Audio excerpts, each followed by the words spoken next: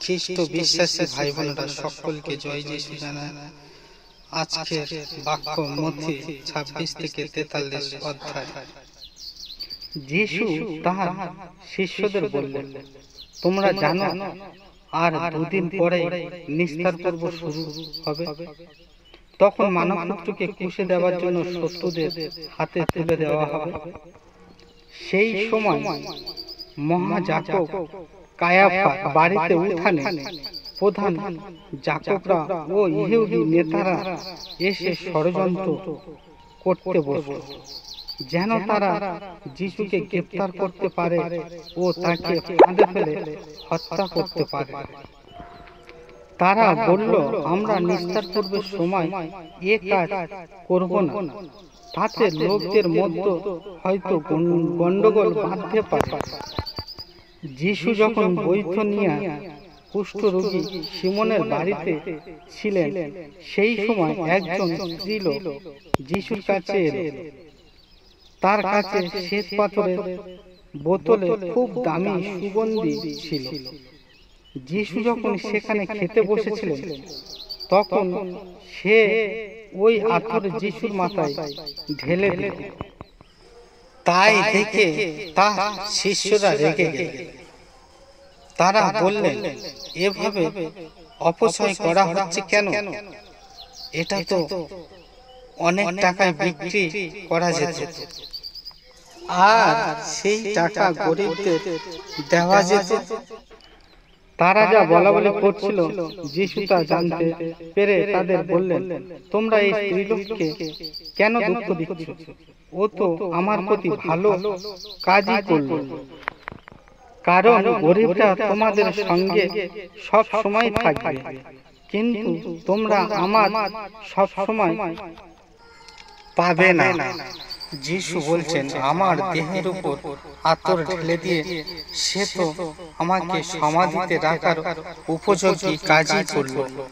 তখন 12 জন শিষ্যর মধ্যে একজন, যার নাম যিহুদা ইস্করিয়োতি, সে প্রধান যাজকদের কাছে গিয়ে বলল, আমি যদি তাকে আপনার হাতে ধরিয়ে দিই, তবে আপনারা আমায় কি দেবে বলুন? তারা যিহুদাকে গুনে গুনে 30টি রূপোর টাকা দিল। সেই মুহূর্তে থেকে যিহুদা যিশুকে ধরিয়ে দেওয়ার সুযোগ খুঁজতে লাগল।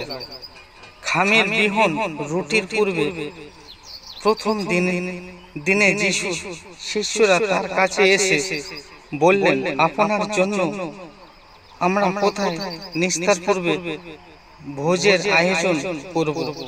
আপনি কি চান বলুন। যিশু তখন বললেন, তোমরা ওই গ্রামে আমার পরিচিত একজনের কাছে যাও, তাকে গিয়ে বলো, গুরু বলেছেন আমার নির্ধারিত সময় কাছে এসে গেছে। আমি আমার শিষ্যদের সঙ্গে তোমার বাড়িতে নিস্তার পূর্ব পালন করব। বিশ্বাসী ভাই বোনেরা, নিস্তার পূর্ব মানে ওই বাড়িতে খাবারের আয়োজনের কথা যিশু বলেছিলেন। তখন শিষ্যরা যিশুর কথা মতন কাজ করলেন। তারা তখন সেখানে গিয়ে নিস্তার পূর্বে খাবারের আয়োজন করলেন। তারপর সন্ধ্যা হওয়ার পর যিশু সেই 12 জন শিষ্যের সঙ্গে নিস্তার পূর্বে খাবারের ভোজন খেতে বসলেন।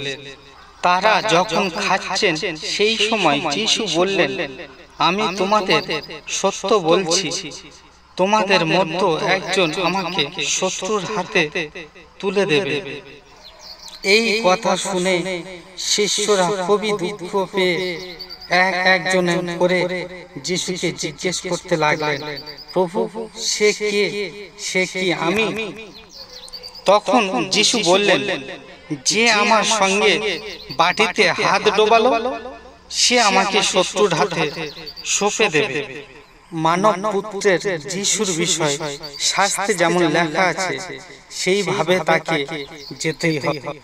কিন্তু ঠিক সেই লোক যে মানব পুত্রকে ধরিয়ে দেবে, সেই লোকের জন্ম না হয় তার পক্ষে ভালোই ছিল।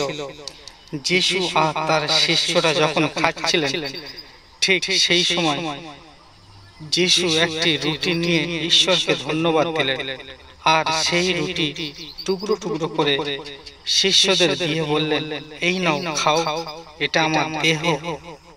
বিশ্বাসী ভাই বোনেরা, চলুন প্রথমত ঈশ্বরকে ধন্যবাদ দিই। ধন্যবাদ, ধন্যবাদ, ধন্যবাদ। ঈশ্বরের প্রশংসা হোক প্রভু যিশুর নামে। জয় যিশু, জয় যিশু, জয় যিশু, সকলকে জয় যিশু।